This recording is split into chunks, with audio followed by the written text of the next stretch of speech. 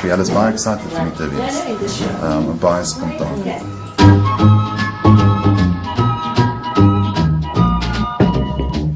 Dit is werklik die beste wat mens kan kry, jy weet, vir die omstandighede. Dis 'n absolute topsprogram met ongelooflike, jy weet, die hele konsep van speelse leer en wonderlike herhaling is fantasties.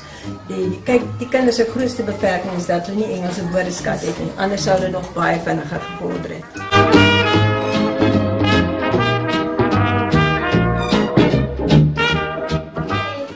Grade 1 will be much easier for them. And I would even say that this program will actually have an effect on the rest of their lives. Jy weet wat dit fantasties maak? Is dat dis wonderlik vir 'n situasie soos ons en waar ons hulle nie kan verstaan. Jy weet, waar ons nie met hulle kan praat. So ons kan hulle nie regtig iets leer nie. Hulle leer die program is ons eintlik ons grootste ondersteuner. En Jacqueline is natuurlik 'n wonderlike hulp want jy weet daar is telkens geleenthede soos nou byvoorbeeld aan die einde van 'n storieboek dan moet 'n kind 'n quiz doen. En hulle kan dit nie op hulle eie doen nie. Dan jy weet dan sit sy nou met hulle daar deur en dan help sy hulle en dan kry hulle dit reg.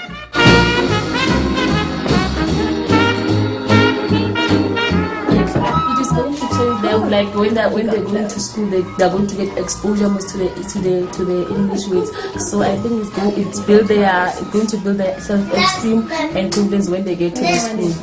Because now, as you see, they're not exposed to the English in the homes or in the community. So I think it's a good learning experience for them.